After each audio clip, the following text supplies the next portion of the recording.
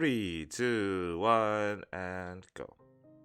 Okay, hey Jason, how have you been? It's been 1 week. Yeah, 1 week, right? It has been 1 week. Yes. Yeah. I've been okay. Uh-huh. The stuff at work, we were just talking about it before Yeah. the podcast. Uh-huh. But besides that, and Corona. But Mm. besides that, it's been okay. Okay. Um, Uh-huh. I guess I'm already hitting the fatigue with the virus and everything. It's the changes at work too. Uh-huh. Things still don't feel normal, and it's like things will never be normal at this point. That's the kind of feeling I'm getting. Yeah, I guess it's people we're all waiting for the vaccine, We're all waiting for that damn vaccine. And it's funny, right? This is what I think. Like, this is gonna sound like I'm being a conspiracy theorist. But this is the first time in my life when even me, I'm looking at the vaccine thinking, I'm not really sure if I want to take it. But you have to take it. Will they force you? Do you think like they'll make it mandatory? I don't know. You think our company will, if the vaccine's available for everyone, you think Pepe will just let you keep on teaching, interacting with all these kids? Yeah, so that's why I'm saying, like, Without I the don't vaccine. know. Like, I'm saying, like, if it's mandatory, of course, I have no choice. I'll take it. But if it's not mandatory, I'll wait before I take it. I won't take it. I won't be the first to go and get it. That's what I mean. And that just sounds like a normal decision, like a logical decision. So this is the first. I don't care about vaccines. I'm not an anti-vax or nothing. But this is the first time in my life I'm like, I actually don't know about this. I don't know about this. Man, they rushed that thing right out of the door. Yeah, it's not a normal vaccine as well. It's an mRNA vaccine. It's not a typical vaccine. It's a new kind of vaccine, the first of its kind. So it's like, yeah, even though it works, which I hope it does work, and I would like to believe it works. I just don't want to be the first to get it, And there's multiple ones, right? So are you gonna take the Chinese one? You're gonna take the Russian one? You're gonna take there's a Russian as well? The Sputnik. It's called Sputnik? Yes. Oh man. I actually had to Google that immediately. It's literally called Sputnik. Let me just even double confirm. Sputnik vaccine. Sputnik. Oh, I spelled it wrong. Wait. The Sputnik 5. Sputnik. It's not Sputnik, but it's Sputnik. Sputnik 5 vaccine. Sputnik 5. Okay, yeah. It's that and is it Pfizer? Pfizer, sorry, yeah, Pfizer. Moderna, and the British one, AstraZeneca. Man, no one trusts the Chinese and the Russian one. Yeah. But okay, so it is okay. I think this. I think that if Pfizer, Moderna, and AstraZeneca could do it, why? How comes? Of course, the Chinese and the Russians can do it. Actually, they obviously can. It's a mystery that the Japanese government hasn't been able to do it. It's a mystery actually that they haven't done it. And so I was hearing this, right? I was hearing that the reason why it's taking so long for the vaccine to get to Japan is because the Japanese government is very strict on their drug testing policies. Yes, that makes sense. They are probably one of the strictest in the world, right? And that will explain why they were not able to come up with such a vaccine on their own. Because maybe, of course, this is me assuming, talking out of my ass, I know nothing about this. Maybe this kind of vaccine is something the Japanese researchers will not consider making because of their drug testing policies or what they consider to be a vaccine in Japan. Of course, I'm talking out of my ass. I know nothing about this. I'm just coming up with random ideas. So I think the Japanese could definitely make a vaccine. I just think they need more time. Like what you said, because of the rigorous regulations and guidelines they have.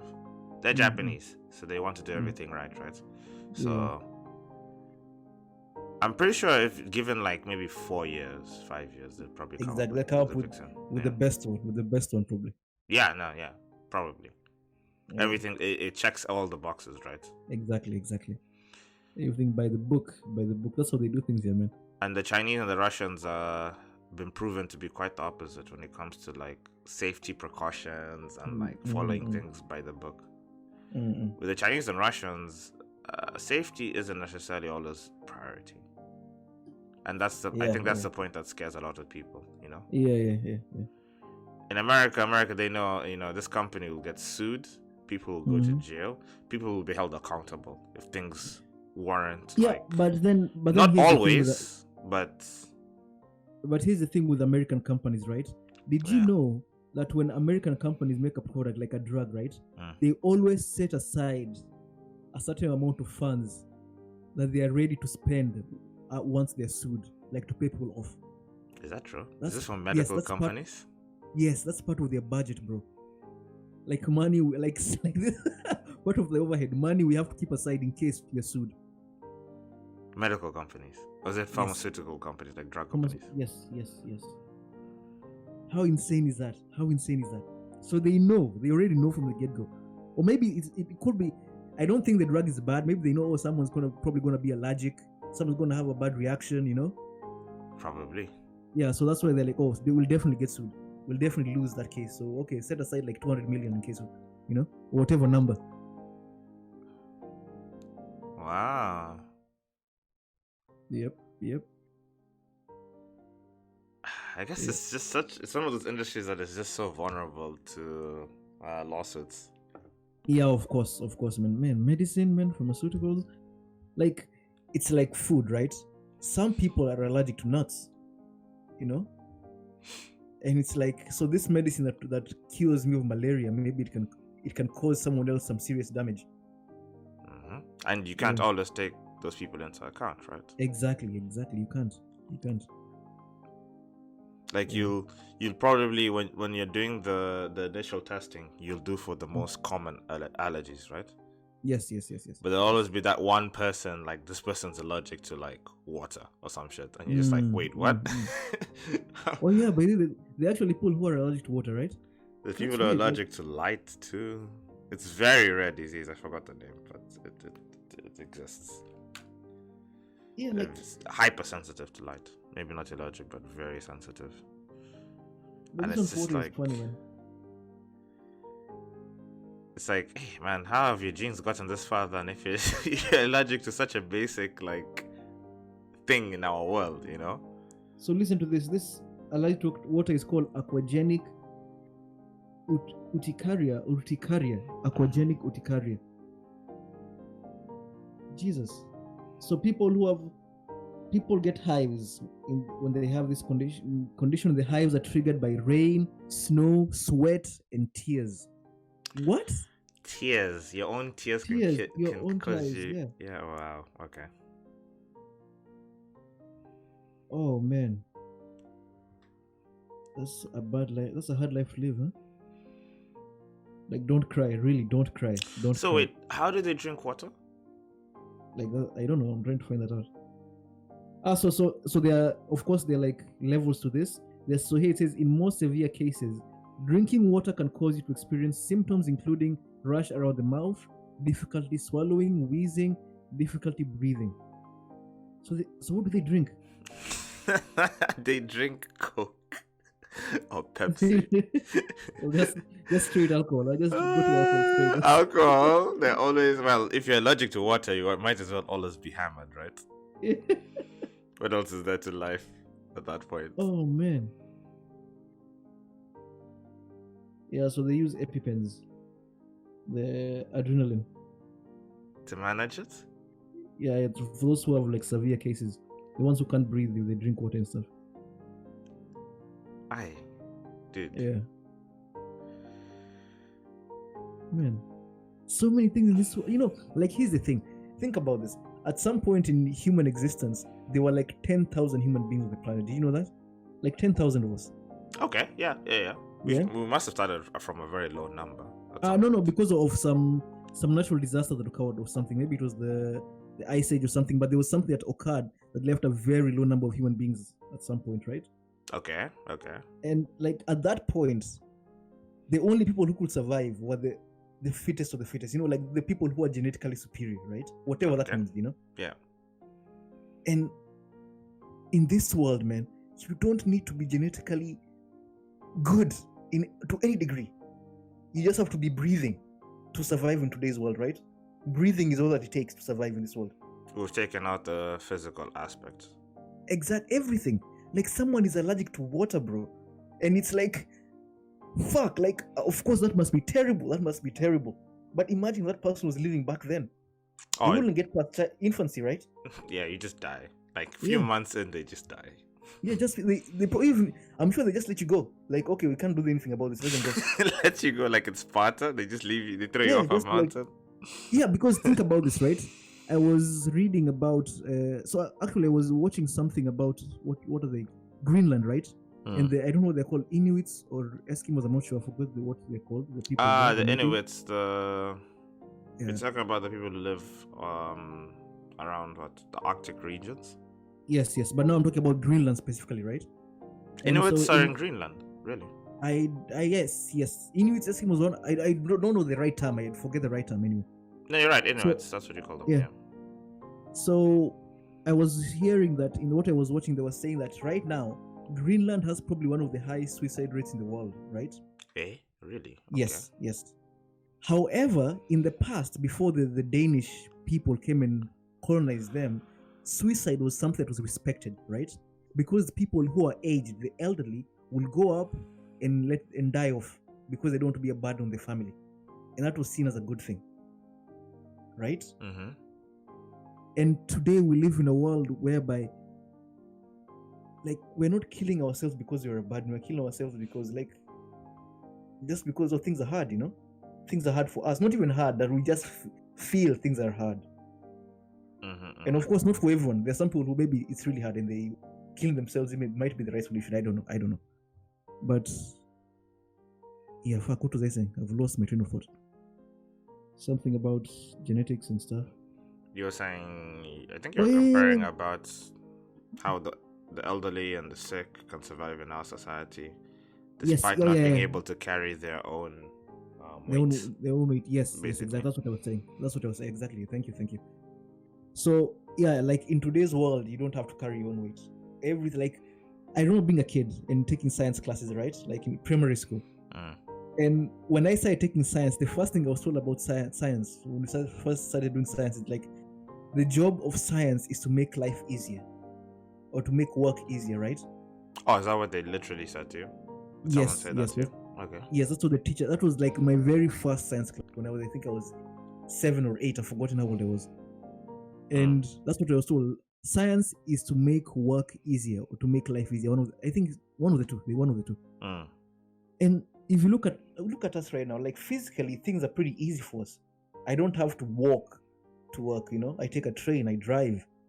I'm calling you all the way from Osaka. You're in Oita, right? And we can see that things are becoming easier around us. I don't have to go hunting for food, right?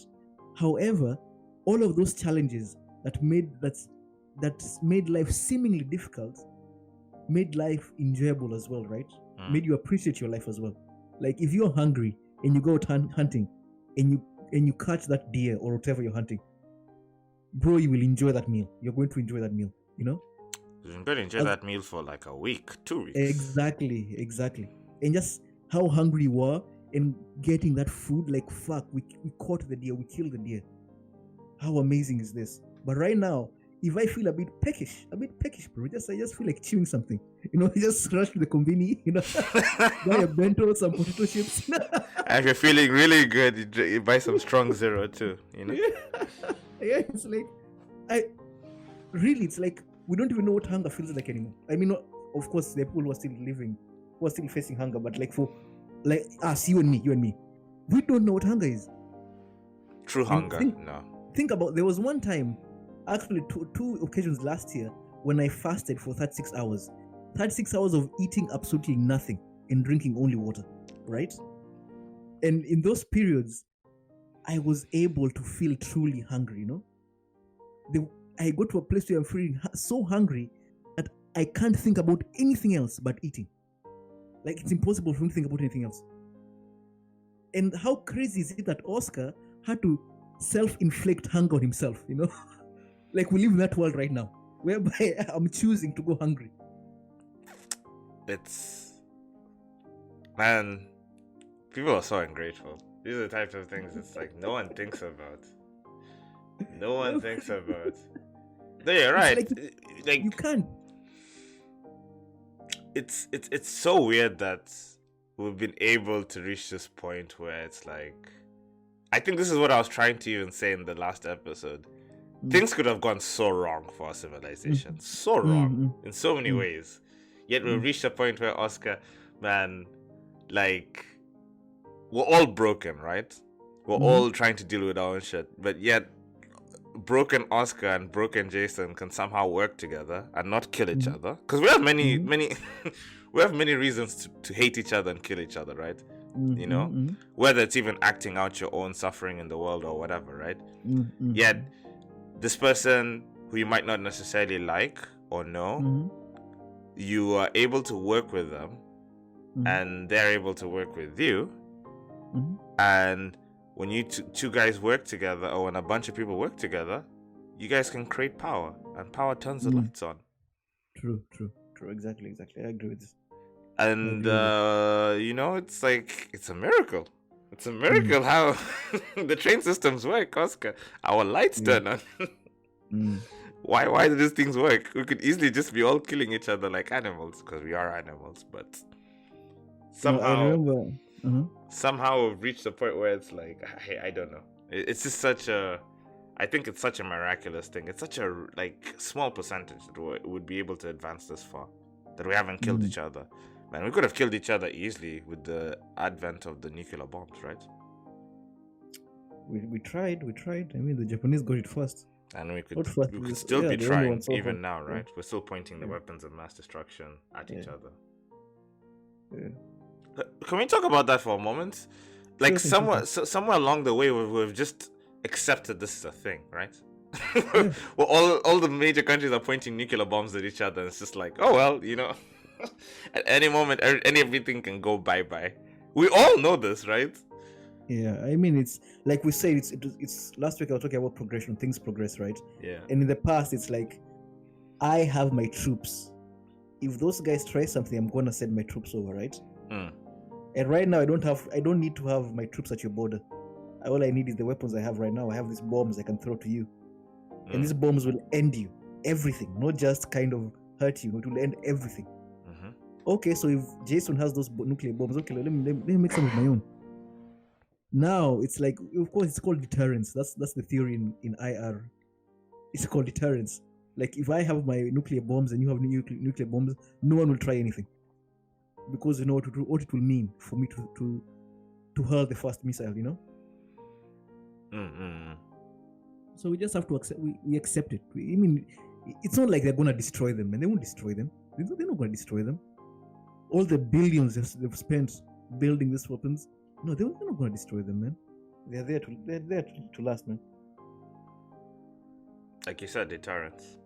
Especially, you know, the smaller countries. You know, the smaller countries are like, they'll be one of the last countries to hold out, because that is the only form of power they have against America, Russia, and China. All these bigger countries with influence.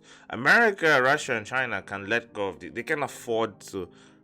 Like, they could find a way to let go of the nuclear bombs because they've invested into other forms of power, right? Of military strength, right? Like espionage and stuff like that, right? Maybe the technology. There's other technologies they've invested in. What do you tell Iran?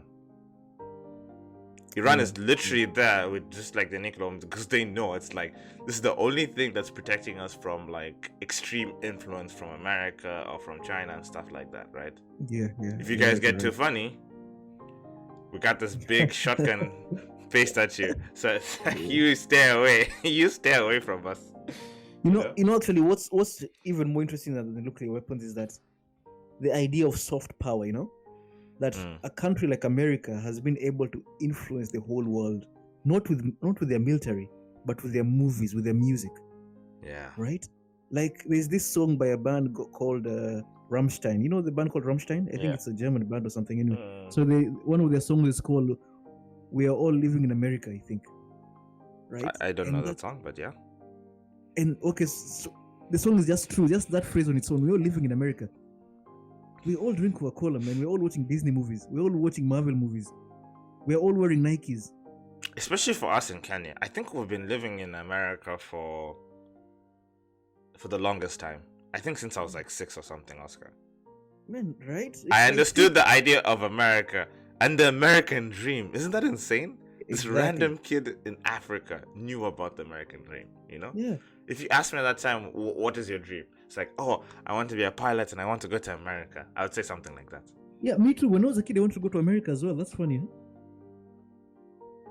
That's power. Like you said, that's some power right there.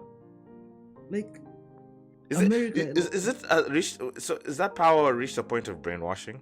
Would you say yes or no? At that time? I wouldn't say brainwashing. It's just influence. It's not brainwashing. How would you call it propaganda? Is the American dream propaganda? What's propaganda? What does that really mean? I don't understand. Trying to push a certain agenda with like using certain messages to push usually a political message or a political agenda onto unknowing masses. So in that case, then everyone is trying propaganda, man. The Kenyan government is trying, Japanese government is trying. Then if everyone is doing it, it's not even a bad thing or a good thing. It's just the way things are, you know.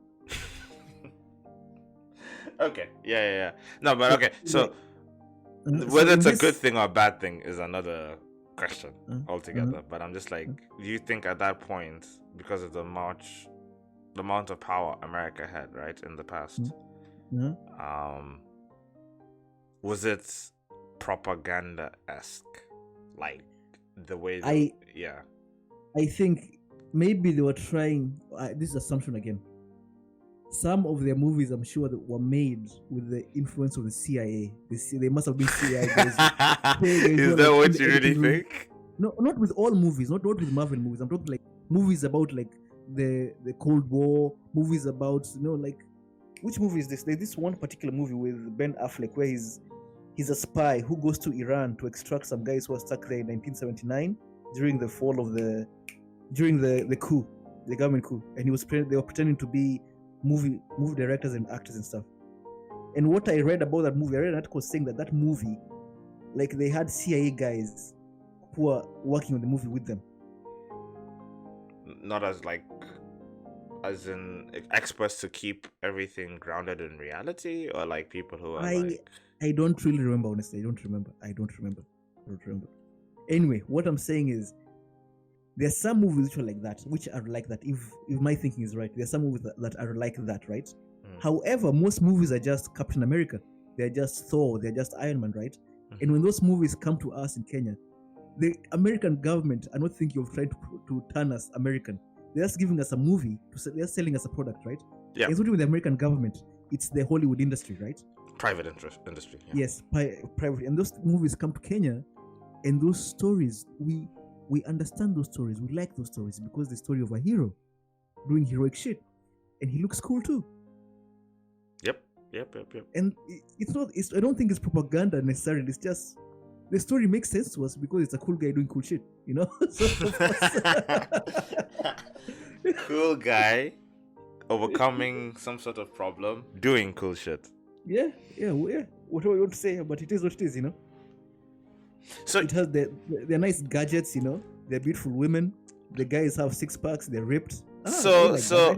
When they say like, let's take 007, right? James Bond. James Bond is like the symbol of toxic masculinity.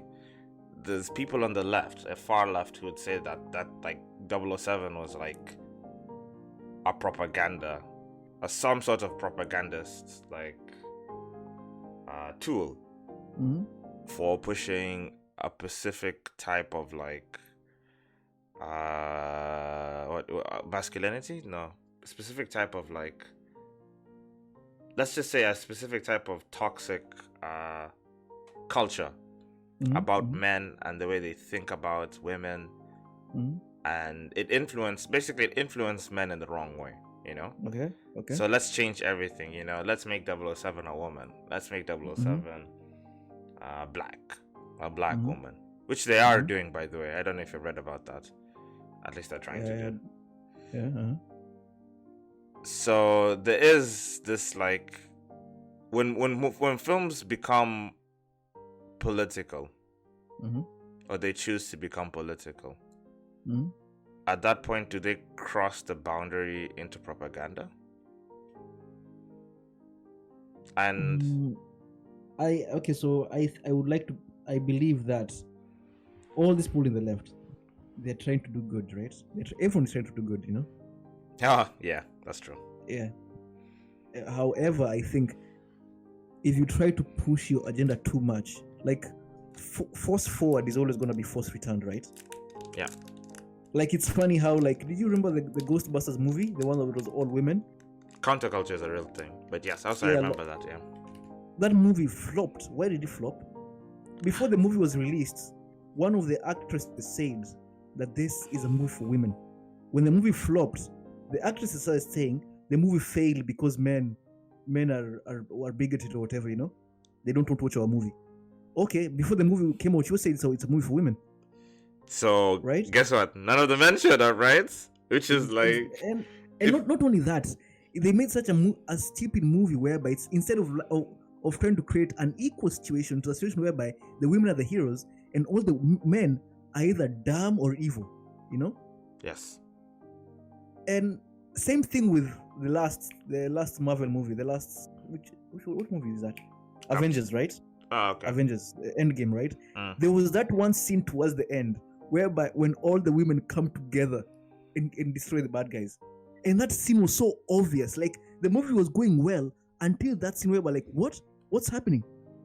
It's not like for the that movie has female superheroes, right? And they've always been working together with the men, right? Yeah. They've always been working side by side. But now they had to force in this one scene where it's only the women doing everything. Like, what? What's like?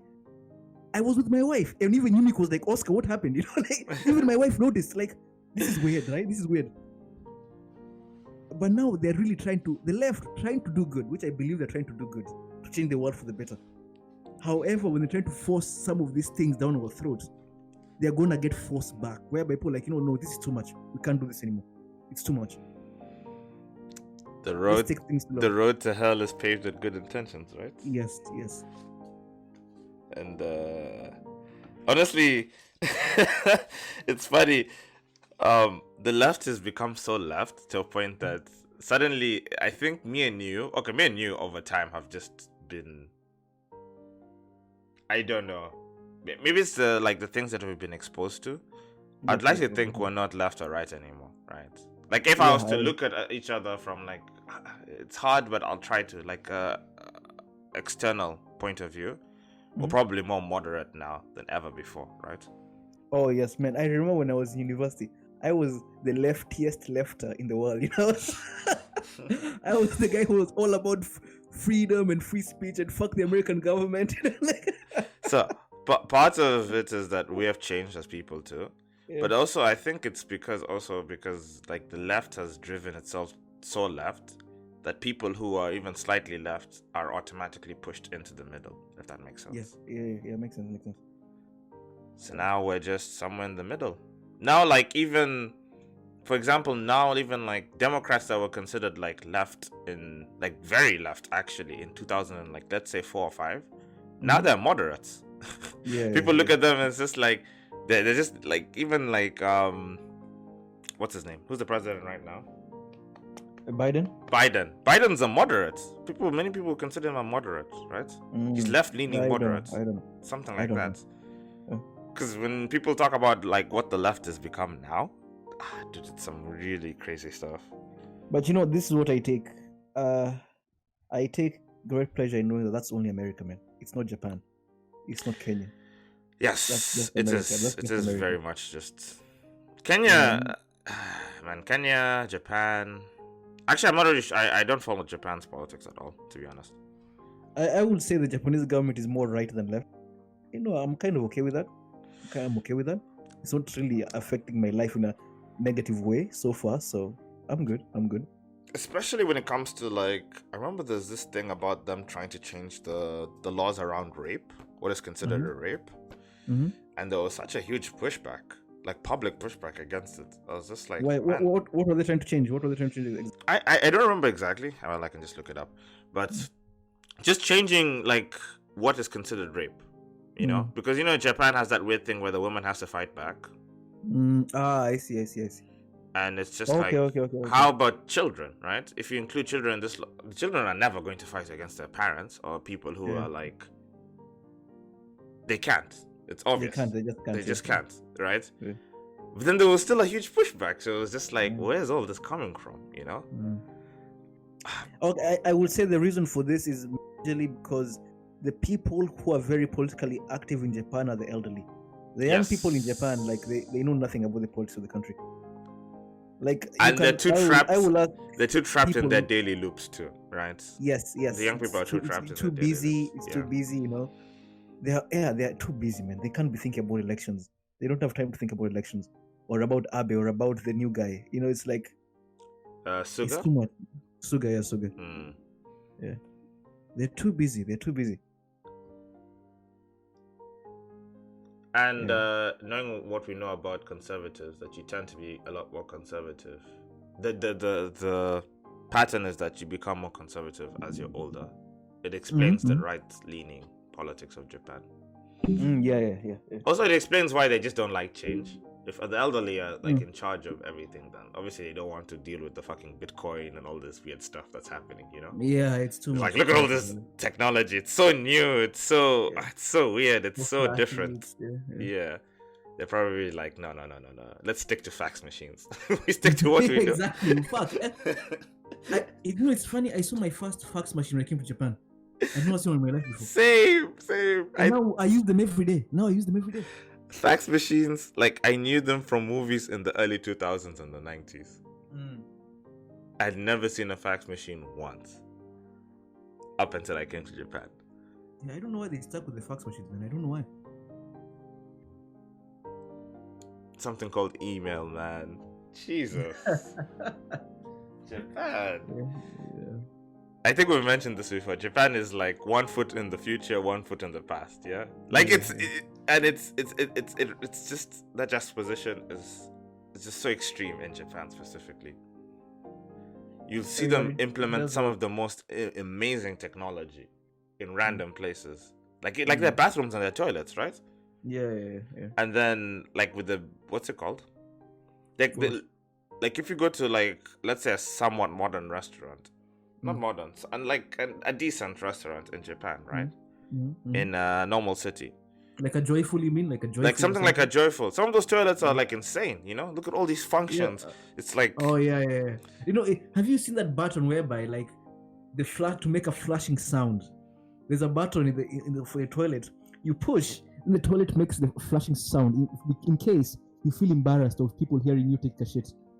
Really? Yes, you just press the button and it just keeps making a sound as though you're flushing the toilet. There's the strength option. You can control the aim. Where do you want it to clean? You can heat up your toilet seat. I'm like, what the hell? You know? Watch that, man. That thing is so good. I think we should be exporting that thing to Kenya, man. Sell it to some rich people. I think you can. Yeah, I've seen it only once, and that was at a friend's place. Yeah. But we had it in Kanzaki. Eh, Kanzaki? Yeah, my apartment in Saga. No, I'm talking about in Kenya. I've seen it only in Kenya. once. Okay, in Kenya. In Kenya. Like my friend's family was rich as hell. So. Yeah, that thing you can export them to Kenya. Wash less total. Oh man. Can you imagine? Kenyans will just lose it. Kenyans will just lose it. Yeah, your toilet has... it's like a spaceship, basically. Yeah. Wow. But, you know, I think, like, this notion of idea having 1 foot in the future and 1 in the past is what makes their culture survive, you know? I think for most cultures, Kenya included... And, okay, when I say Kenya, that's a bit too general. Nairobi is trying to move too fast into the future that we've lost our cultural identity. We've lost what it means to be a Kikuyu or Maasai or whatever, right? But part of it was also, you know, we were colonized. So that already stripped out. It cut off a part of our soul. Which I do agree. Which I agree. But to some degree, we also do realize what happened to us, right? We do, understand but we're we foreigners. don't. We're not dealing with it properly. We're not. We're Yeah, not like. yeah, that's what I mean. That's what I mean. Like we're not dealing with it. And Japan, the way to deal with the fact that they were held hostage by the Americans since World War II to the 1950s, they deal with that by having one foot in the past, remembering where they came from, still holding on to that Bushido ideal, still holding, like the main thing, like the fact that the Japanese people still do obon. Obon is still a thing in Japan, And we like come, and there's many foreigners who come because we're fascinated by it, right? exactly. And the way they hold their temples and their religions, of course, they're not really, but they have that idea whereby, like, New Year's, Obon, we're going to the temple, we're going to pray, we're going to do whatever we have to do for the gods, for the spirits, or whatever, Like in Kenya, like I was talking with a friend, even with you, I think, whereby in Kenya, we don't even know what religions were there prior to the white man, right? And for the people who actually follow those religions today, we call them witch doctors and devil worshippers. Yes, we do. Can you believe how fun is that? If a Japanese Christian were to call a Shinto guy a witch doctor, that's pretty much the same thing we're doing in Kenya, Accounting him to blasphemy. Yeah, that's blasphemy, like following your gods, your ancient gods. That's blasphemy. Like, the British did a very, very, very amazing job if you really think about it. No, man, they like the smartest, the greatest job. They should win a fucking Nobel Prize for that shit. Hey, the way they've like just changed us completely. Because at that time it makes sense, right? Yeah. It's like, so Christianity is just starting to take hold, and that's going to be a tool of control for. British people weren't even that many people, very small minority. So using religion as a way to control the big majority of Kenyans makes sense, right? But then there's this other religions. What do we do about these other religions? It's easy. They're all just devil worshippers, Yeah, they're all just devils. Yeah, just devils. If you follow these other religions, you're going to fall to the devil. That's the pathway to hell. Yeah. And then they will like the British, like being the lions. Like the lion no longer has to watch over the wolf doesn't have to watch over the sheep anymore. Now the sheep can watch over each other. Yeah. The sheep are governing the sheep. And then at that point, the wolf can just take back and just relax and just eat whenever it wants. Have you read this series of books called like the Things Fall Apart? Have you read that book? Things Fall Apart. The Nigerian writer. Yep. Oh, that's the series. That's a really good trilogy, man. It's a tragedy too. My God. Man, that's a good book. It's the same story with most of Africa, I will say, whereby when the white man first came, it was all about, like, we can't accept your ways, we have our ways. But then they teach the children. His very son fell. Yeah. Because they're not, you can't change a man in his 50s. He can't change his ways. He's settled. He's done. But then you take that guy's son, to give him an education, in quotes, tell him about Jesus, tell him about the cross, tell him that his first religion is like, that's bad, that's the devil's work. That's how things go. That's what happened to us. Think about it, whereby in Baringo, my father's hometown, right? My father's hometown is like deep in the sticks, man. I think they got electricity when I was in my late teens. That's when they got electricity over there, right? Wow, same. That's how deep in the sticks it was, right? And you go to that place deep in the hills, deep in the mountains, you go to that place and they truly believe Christianity is African.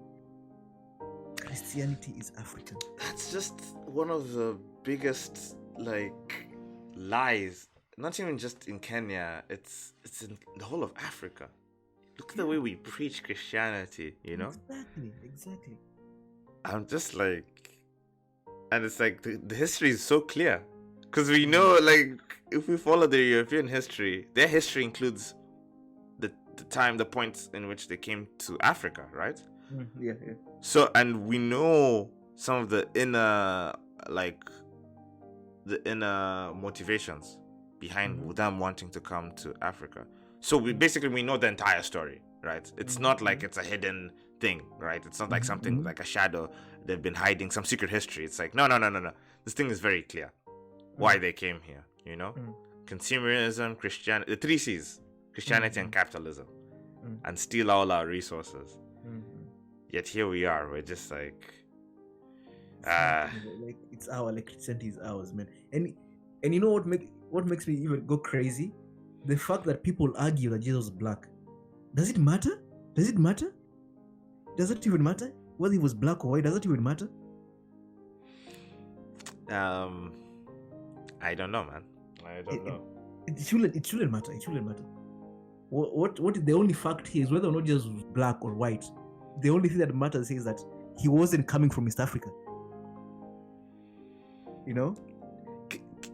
Do you know how crazy it is that there are pictures of white Jesus everywhere in Kenya? Yep. I mean, but like I'm saying, the way if Jesus is supposed to be like a god or a deity, the way the deity looks like should not be mattering. Whether it looks white, that's for me. That's not the point. That's not the point at all. And I also believe the people in Kenya who have this picture of white Jesus in the house, they're not saying it's not like Jesus. The point Jesus being white is not a point for them. I don't think that's a point for them. That's true. It's just like this is my God, you know. This is my Jesus. This is my God. Being white was a point for the Europeans because they cared way more about color than we do. I don't know if they this is an assumption again. I don't know if they cared. I think they just build Jesus based off of their own identity, right? They build the image of Jesus based on their own identity. So it wasn't like they were saying like Jesus should be white because we don't want Jesus to be like a nigger. I don't think that was the point they were making. They were just saying, oh, everyone here looks like this. So it makes sense. It makes sense for him to look like this. Yeah, it makes sense for somebody who we're going to follow to look like this too. Exactly, yeah. And but Koreans did a smart thing. They have like Korean Jesus. You see that, right? You've seen Korean Jesus? Yeah, but that's the same. Like the interesting thing is that the Africans and Kenyans, like, we don't need that part. That part of like this person should look like us if we're gonna follow them. Yeah, we don't need that. We don't need that. Is it partly because of colonization? Is that why? Somewhere along the way, you just accepted, oh, you know, we can follow the white man. It's okay. Yeah, I think Africans, man, we've been screwed over so much. History has not been kind to us, in the last couple of 100 years, you know. It has not. It's slavery, it's colonization, it's our land being taken from us, you know, our culture being taken, like vanishing, being destroyed, you know, our languages disappearing, fading away to this day, you know, and we've lost so much of ourselves that we are very willing to accept anything that will keep us sane, you know. Other forms of like you said, other forms anything. of systems to deal with, just to deal with life, deal with suffering, anything. Anything that can looking for answers, anything that will give us answers. Yeah, because we lost all our answers, man. They vanished, like that. Or rather, maybe not even taken away. I think it's unfair for me personally to say that. Let me say we've also refused to go looking for those answers, right? Yeah. Because I remember like my mom and especially not really my mom but dad really insisted that I learn Kalenjin, his language, you know. And as a kid, I didn't want to do it, you know. I thought it's a waste of time. I thought it was a waste of time too. Yeah, but now looking back, I'm like, you know, how would it have been if I learned that language when I was a kid, you know? There would have been so many ideas and stuff that would have been instilled in your mind. Yeah, like a new way to see the world, right? Yeah, for sure. Same thing with like what, Kikamba, even Kiswahili. Exactly. Yeah. I used to get bad grades in Kiswahili so much, and my parents used to be like, you have to like improve on this. But in the back of my mind, as a kid, I used to go like, I don't need this. Yeah. Because I'm going to go to America. Literally, that's what I was thinking. I was like, my dream is out there, you know. Yeah. It's like as long as I can speak English to a decent degree, I'll be fine. Is what I was thinking. It's funny, right? You know, like in Swahili class, we used to write this thing called inshas, like a composition, right? Just a story, right? And my grammar was so bad, right? There was this one time I wrote the insha, the composition, and the teacher didn't even bother. Like I think he just wrote like 1 or 2 sentences, and he just wrote porojo on the page. Now porojo means like this is nonsense. Just wrote on the whole page, this is nonsense. And you know, like I remember looking at that and just not giving a fuck. I didn't care. We fucked around in Kiswahili class. Kiswahili class wasn't a language class, the same way English and French were language classes. Yeah. Partly because of the teacher too. But I can't really Yeah, blame the teacher too much no, because we actually, were jokers. that's funny. That's funny because like looking back in my life in Kenya, studying in Kenya, all my Swahili teachers seemed to be the most boring people I had met in my life. Yes. I don't know why they were all so fucking boring. And maybe it's just because I didn't like Swahili, that's why I thought they were boring, or maybe they were just boring themselves. I don't know. You're right. Even I don't know. Even now, I still can't know for sure. Is Yeah. it just because I didn't like Kiswahili? Yeah. Man, but also then again, now going back to now trying to take the blame away from myself, right? Think about this. In Kenya, we learn chemistry, physics, history, everything in English, right? And we only have one Kiswahili class. One. And this is supposed to be my national language. I have only one class in this language in the day, only one of this per day. And this is supposed to be my national language. Everything else is English. All the movies are in English. Kenyan music, some of them are in English. Kenyan movies are in English. The news is in English. And I have 1 hour of Kiswahili a day. And I am supposed to love this language? Really? I'm supposed to appreciate this thing? How? You're right. Seeing the same way, like I take for example, anime made me appreciate Japanese, right? Yes. If we had some sort of medium like that, like even if it was Yes, just like yes. cartoons or movies, where were all the Kiswahili cartoons? They were barely there, right? Bro, I don't know. I don't remember seeing one. I honestly just don't remember. I remember thinking what's it called was a Kenyan cartoon. Remember the Which football cartoon? Which one? Super Strikers? Super Strikers. It wasn't even Kenyan. It was South What was African, it? right? Wait, but what about the comic book? So okay, let me get this straight. The comic book, so Super Strikers might have been Kenyan, but I think the creator was South African, something like that. Okay. Let me just look that up. And I remember we used to collect the cards. That was Yes, the only playing thing. cards. Oh man. That was Oh, like the man. only. That was the Kenyan cartoon for me, you know. Yeah. Shakes McKenna, huh? Shakes. Oh my God! It wasn't Kenyan. Where was it from? It was a Pan-African Association football team comic. Oh really? Huh? It was actually even beyond Africa. It was even Really? it was pushed into Latin America. What? But the team was a Kenyan team, right? It was a Oh, Kenyan I football team. was right. I was right. South Africa. Yeah, it was first published in South Africa. But it was a Kenyan football team, right? The next phase 2 was Kenya, Nigeria, Zambia, Tanzania, Uganda.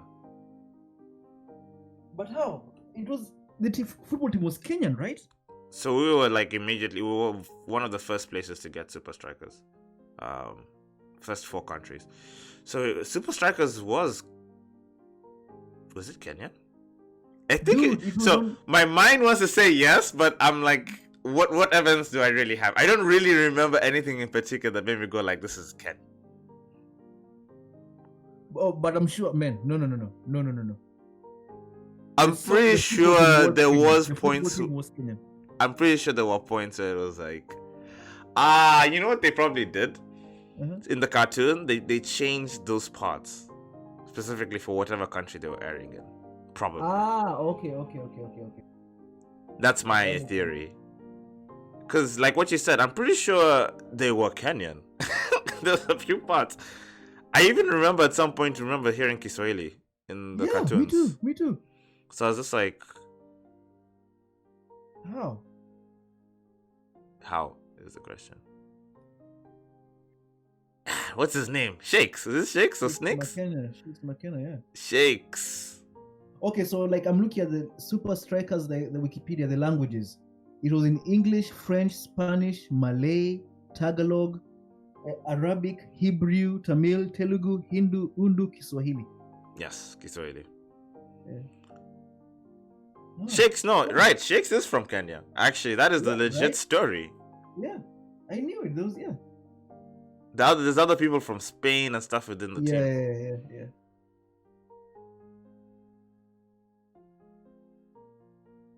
Oh man, that was took me back. That comic book took me back. The bicycle kick. Hey, I remember that one. Yeah. Then you get the shakes card. You used to go like, shit. This is the stuff right here. And Dancing Rasta. I remember Dancing Rasta. Dancing Rasta. Oh god. You know, we've been talking about this for a while, but we haven't even really explained it for the people who probably don't even know what this is. Okay, so Super Strikers was a comic book and animated series that was very popular in Kenya when we were kids. So we always assumed it was a Kenyan production, but apparently it wasn't. The interesting thing is that it seemed like it blew up out of nowhere, right? Yeah. It was around this. It was around this period where cards were very popular too, right? Trading cards. People were getting into cards. No, it wasn't. So what happened is Super Strikers. It wasn't a magazine you bought in a store. It used to come every season. It used to come in the newspapers. It was coming together the newspapers, right? Yeah. And then the trading cards, Safaricom started printing the trading cards on their scratch cards. Yes, you're right. It was Safaricom. They did a deal with Safaricom. That is what made it huge, actually. Yes. So now when your parents buy like airtime for their cell phones, they will give you the card which has the characters on it, right? And they have stats and everything, right? So you'd see them. Yeah. And then you can go play. It used to be a simple number game, right? Like you just go stack that. Oh, my guy is better than your guy. Look at my power. Look at my offense. Exactly. Oh man, that was a lifetime ago. It was a lifetime ago, man. They did really well, actually. Yeah. And even till now, I remember Shakes. Shakes was like, he was the representation of ultimate offense. Like this guy was like the striker. This guy could not be stopped, you know? Yep. And every kid who liked football wanted to be like that, Yanni. Yeah. Who wants to be a midfielder? Who wants to be a goalkeeper can be kind of cool too. But who wants to become a defender, midfielder? It's an important role, but it's not the fancy role. It's not the cool looking one, right? The cool looking one is like, there's a reason why I like Ronaldo and all these other big football players, Ronaldinho, the strikers, man. You go in there and you score shit. It's just a big stage, Yanni. It puts you on such a big stage being a striker. Man, you know, like it's funny how like in Super Strikers, this team used to solve everything with football, right? Yeah. Solve all problems. Like it's like, oh, one of the players has been kidnapped. Let's play a match and get him back. You're right. There were all kinds of like those gangster elements that were included. It got political. Yeah. They used to travel around the world. Exactly. Play with Manchester, you know. No, that series was ahead of its time. It was too good. I think we've actually just taken so many steps back from that point. Actually, when I think about what that series was able to achieve, that thing was basically an anime. If you really think about it, even the way it's drawn looks like an anime, right? Yes, if you really think about it, and that's why I loved it so much. Oh god. And now, man, I really wish Kenyans learned from that. I really wish we came up with more stuff. Like what you said, if we had more mediums that could, more media arts that could. There was an episode where they even came to Japan. Super Strikers. Oh, really? Yep. I would have loved to watch that one. Can you still catch some of these episodes? Do you think you can catch some of these episodes? You can find them on YouTube. I'm sure you can find them on YouTube. For sure. So I was just gonna say,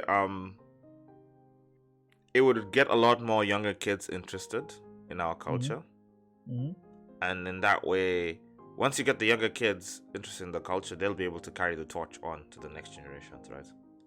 True.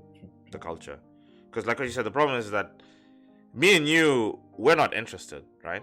So in that sense, we've already failed to. We won't have the passion, we won't have the ideas to carry on to the next generation.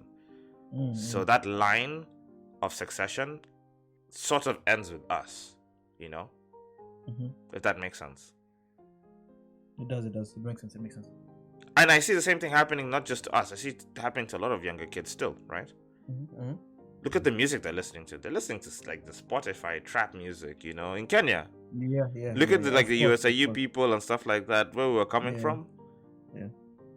But in that tune, like Sauti Sol has really done something, man. Sauti Sol, that Kenyan band, They're the exception. Bro, they've taken Kenyan music somewhere else. They're but then, the no, exception. I really appreciate listening to the music. And then at the other end of the spectrum, we have the guy like Calligraph Jones. He raps in a cool way. But he raps like every other American rapper, you know. And there's lots of people who have done that, you know. Yeah. But they do that because it's popular. It's too. popular, yes. So I can understand them just trying to push the product. Yeah, and he's making his money, you know, he's living a good life. So hey, props to him, you know. It's hard to fix these things, man. When you really think about it. It's too hard. It's like, to fix some of these things, it's like if somebody dropped me and you next to like a military helicopter that was broken down and told us to fix it. Yeah, exactly. It's like, okay, so where do I start? Like, what's this? You know, I know that's a propeller. Exactly. In that scenario, me and you might as well be monkeys. Actual chimpanzees, like just using hammers and banging on the outer shells of the helicopter. We might as well be chimpanzees, you know. And same thing with these problems. These problems are so complicated. There's so much history. There's so much to take into account. It's like, man, we might as well. Like, let's just start by cleaning our rooms. True, very true. Fix your own problems first. Like, yeah, I know nothing about it.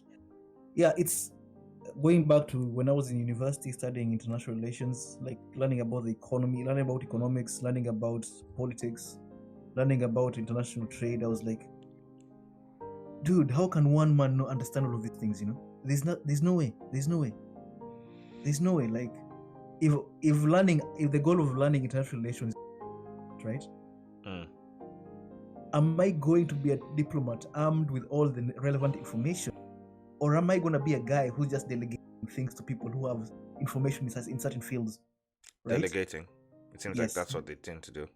Yeah, but then if that's the case, why are we being taught about these things? Okay, I understand why we're being taught about all these things, but still, it was too complicated for me at some point. I didn't get it, and I didn't even want to get it because I felt like it's not making sense anymore. Actually, the idea, I think, was that this is what you're supposed to do, right? Cram enough to get a very good grade in the exam.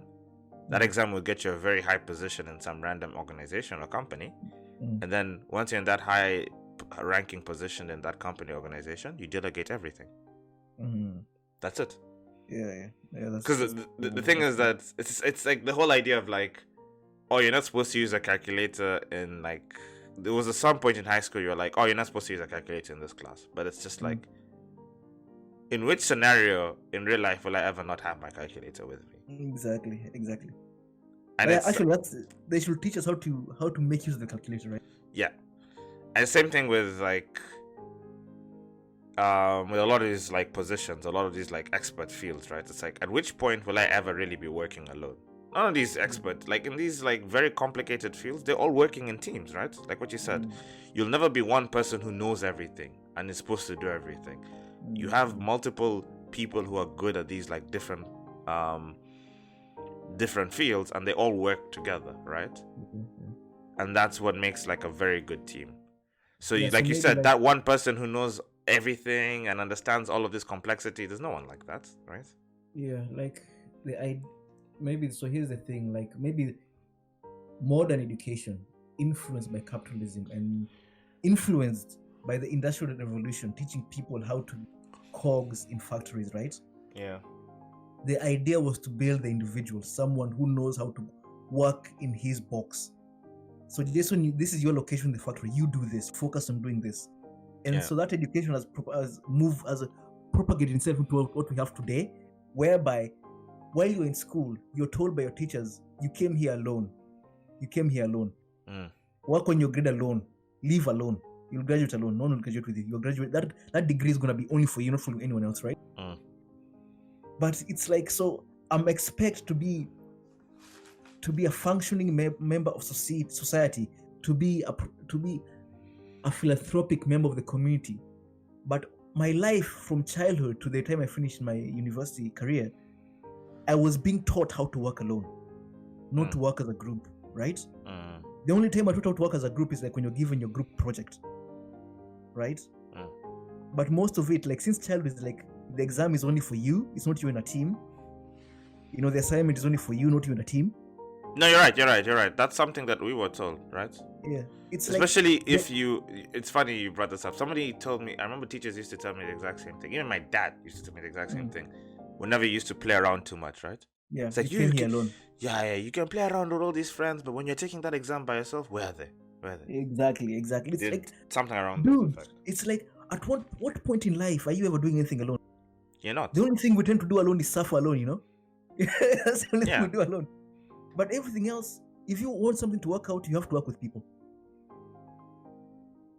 But since childhood, it's like we've been taught that, you know what, if you don't do it alone, it won't work. You have to do it alone. And maybe that wasn't said explicitly, but it was said to us. It was said to us. It was said to us in one form or another. Yeah, exactly. And we know that now it's just not true. It can't be true. Yeah, you have to work with people, man. Like with everything, even like when you're trying to get better, to improve. Like, man, I'm going to Alcoholics Anonymous. Man, I tried quitting alcohol on my own several times. Didn't work. You know, it's like that wasn't working out. We've been shown that people like David Goggins are so rare and far in between. Most people need a group, like what you said. But even David Goggins, he's not. Think about this. He was a Navy SEAL. That means he was working with people. Oh yeah, he was actually, you're right. He was working with people. Yeah, and even now when he's going for his long runs, he's running with people. He needed that group in order to change himself. To push him, To push him and change himself. Yeah, you're right. Actually, he was never truly alone. Even him. No one is like. People like talking like I did this on my own. I'm gonna do this on my own. Fuck no. Fuck you didn't do that on your own. How is that possible? How can you do anything on your own? Everything is you've either been influenced by someone or a group. Whatever you're doing in your life, it never began with you. That means someone has done something to encourage, to put you that impetus, to get you that drive going, right? Yeah. Nothing is done as an individual. That's a lie. You never do anything alone. And for David Goggins, it was the Rocky scene. Remember that Rocky scene? He always talks about it. He's talked about it in many interviews, actually, like the older interviews. Yeah. Taking the soul. Taking someone's soul. I'm gonna take your soul. Who's gonna carry the boats? You can't mess with Boat Crew too. You can't mess with Boat Crew too. Yeah. Are you a poopy pants? Are you gonna be a poopy pants? What the fuck does that mean? Poopy pants? The poopy pants mentality. Oh god. Okay. Hey Oscar, closing thoughts. Yeah. Closing thoughts, man. It's good to hear from you. We'll keep doing this. Now we have a schedule down. This is good. Let's keep this going. Yeah. Tuesday. Yeah. Tuesday, Wednesday. Yep. Take care, man. Take care. Bye. Thank you, guys. Thank you, listeners. Yeah, thank you all guys for listening, and check us next time. Yep. Bye. Bye.